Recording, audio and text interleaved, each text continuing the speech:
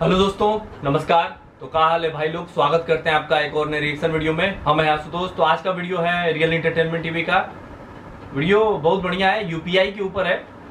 Video का title है India leads global digital payment beat China, Pakistani public reaction on India.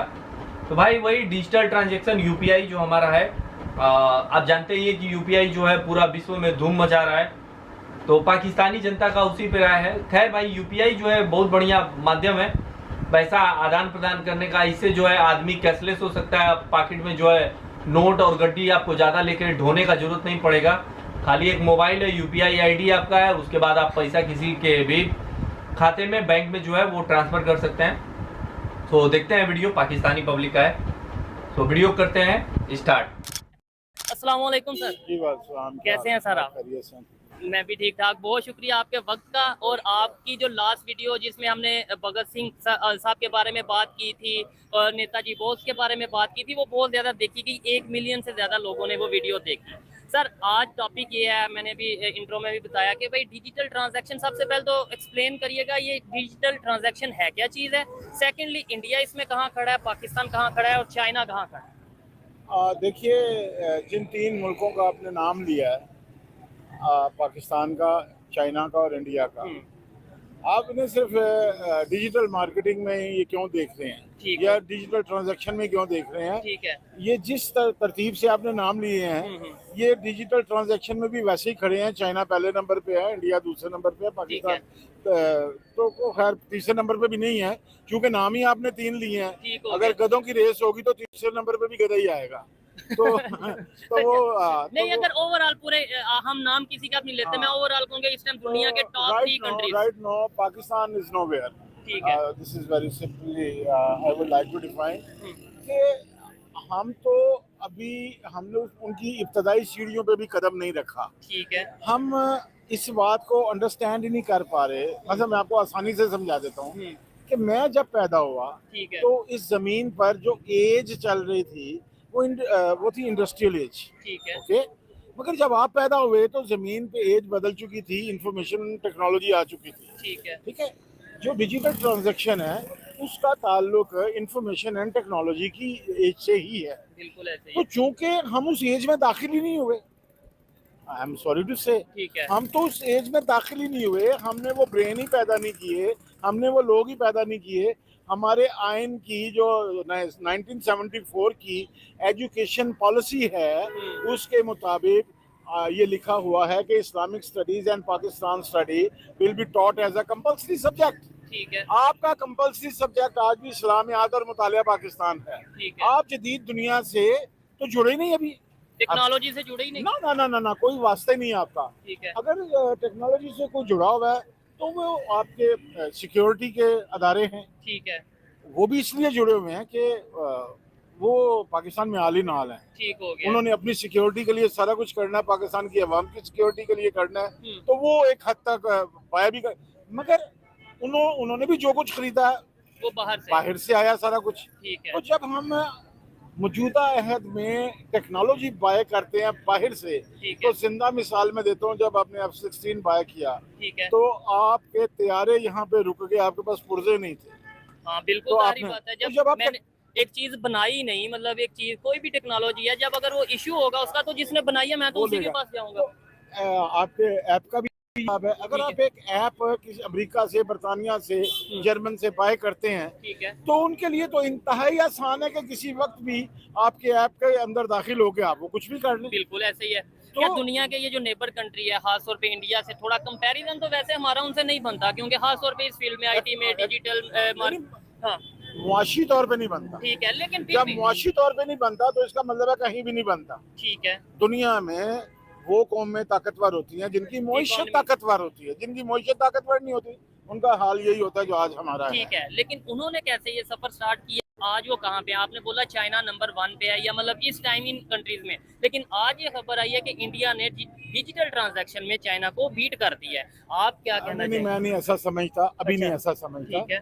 बुनियादी बात यह है कि चंद दिन पहले एक करारदाद जो उन्होंने मंजूर की अमेरिकन ने, ठीक है, और वो ये थी, अगर आपकी नज़र से यकीनन गुजरी होगी, कि इंडिया का साथ दिया जाए, ठीक है, भरपूर साथ दिया जाए। किसके अगेंस्ट? चाइना और पाकिस्तान के अगेंस्ट। ठीक है। पाकिस्तान से जो कुछ वहाँ पे हो रहा है, तो जो चाइना पाकिस्तान में बैठ के इंडिया के अगेंस्ट करना चाहता है, ठीक है, तो हमें इंडिया के साथ खड़ा होना चाहिए। ठीक हो तो गया। जब एक आलमगीर ताकत, एक सुपर पावर जब किसी रियासत के साथ खड़ी होती है, ठीक है, तो उसकी मुईशत का बूस्ट होना जो है वो एक नेचुरल बात है। ठीक है।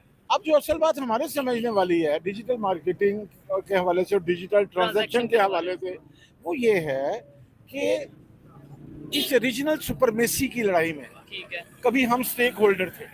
अच्छा, पाकिस्तान कभी नाम था हमारा। हाँ, हमारा नाम था। हम दुनिया के अहम तरीन जोग्राफिया पे बैठे हुए हैं। ठीक है। एशियन टाइगर्स भी शायद दो सुपर पावर हमारे सर पे बैठी हुई हैं, चाइना और रशिया। और हमने और पाकिस्तान ने अफगानिस्तान में जो किया और या जो रोल प्ले किया, वो कि मैं उसका हमायती नहीं हूँ, मैं उस जंग का मुखालिफ था, क्योंकि उस जंग का सारा नुकसान हमें हुआ, जिसकी वजह से अभी होगा। अच्छा, अभी तो शुरू हुई है ना ये जंग। ठीक है। अफगानियों ने अपनी जंग हारी है या जीती है, हमारी जंग तो अभी शुरू हुई है।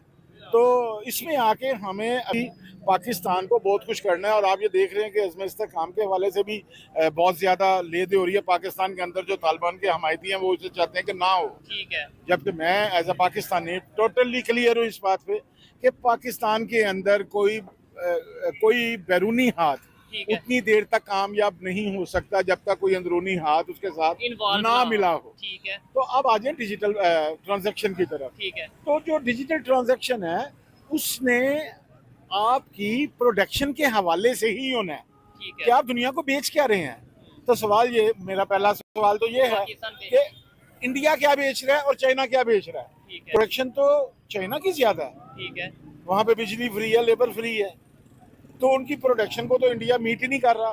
ठीक है। तो इसलिए ये कहना कि इंडिया की ट्रांजैक्शन ज्यादा हो गई है, तो मैं ऐसा नहीं समझता। हाँ, उनकी ट्रांजैक्शन जो उनका बाहर बैठी लेबर है, ठीक है, वो क्योंकि चाइना में ये कॉन्सेप्ट नहीं है कि अपने लोग मजदूर बाहर भेजो। ठीक है। तो उनकी ट्रांजैक्शन खालिसतन प्रोडक्टिव है, जो चाइना में पैदा होता है और पूरी दुनिया में बिकता है। ठीक हो गया। जबकि इंडिया के अंदर जो ट्रांजैक्शन आ रही है वो वहाँ की लेबर भेज रही है, वहाँ का मजदूर भेज रहा है, वहाँ का कौमी सरमायाकार जो पूरी दुनिया से कमा रहा है वो इंडिया के अंदर आ रहा है। जबकि पाकिस्तान के अंदर आपका मजदूर जो है वो शायद अब श्रीलंका भी नहीं जा सकता। हमारे पासपोर्ट की ये वैल्यू हो गई है। ठीक है। हाँ, हमारा मजदूर इंग्लैंड नहीं जा सकता, हमारा मजदूर अमेरिका नहीं जा सकता, इवन गल्फ जिनके साथ हम जफ्फियां डाल के थक गए कि हमारे मुसलमान भाई, हमारे अल्लाह किताब और हम ये एक अल्लाह एक। तो चलिए भैया, वीडियो जो है वो समाप्त हो गया। तो ये पाकिस्तानी अंकल है, भैया है, जो भी कह लीजिए, बहुत इनका वीडियो हम देखे थे भगत सिंह वाला, जिसमें वो बहुत सारे पाकिस्तानी, देखिए भाई सबसे बड़ा चीज क्या है पाकिस्तानियों में ना, दिक्कत क्या है कि ये लोग जो है अपना जो है हीरो जो है गड़बड़ा जाता है, हीरो पसंद नहीं कर पाता है कौन हमारा हीरो है। इन लोगों के देश का एक से एक मिसाइल है, तो कोई बाबर के नाम पे है, कोई गजनवी के नाम पे है, कोई गाजी के नाम पे है, कोई पता नहीं कौन कौन, मतलब ऐसा इन्वेडर के नाम पे जो है ये लोग अपने देश को, मतलब उन्हीं लोगों को प्रधानता दिए ये लोग। पाकिस्तानियों में ना, पाकिस्तानी के राजनेताओं में और पाकिस्तानी जनता में एक दिक्कत यही है कि ये जो है अपना जो है हीरो को सिलेक्ट नहीं कर पाया। उस समय भारत और पाकिस्तान 1947 से पहले एक ही देश था, भारतीय देश था, बाद में पाकिस्तान नाम का एक नया देश बना। तो आज़ादी का लड़ाई जब अंग्रेजों से लड़ना था तो हमारे देश के हीरो तो वही थे, सुभाष चंद्र बोस थे, सरदार पटेल थे, एक से एक थे, बाल गंगाधर तिलक थे, भगत सिंह थे, गांधी जी थे। भाई इन लोगों का नाम पाकिस्तानी लेते ही नहीं सब, इसलिए क्योंकि भाई कहीं ना कहीं ये लोग जो है वो काफिर हैं, इन लोगों के दिमाग में यही ना चलता है। इन लोगों के जो धर्म का, मजहब का रहेगा वही ना असली जो है वो हीरो कहलाएगा। तो पाकिस्तानियों में यही दिक्कत हो गया, इन्होंने जो है अपने धर्म के आधार पे जो है हीरो सेलेक्ट किया। खैर, बात हो रहा है यूपीआई का। तो भाई देखिए, भारत जो है शुरू में जब यूपीआई आया था 2015-16 में, तो हमको नहीं लग रहा था कि मतलब इतना तेजी से यूपीआई जो है बढ़ेगा कि हम लोग जो है चाइना को पछाड़ देंगे।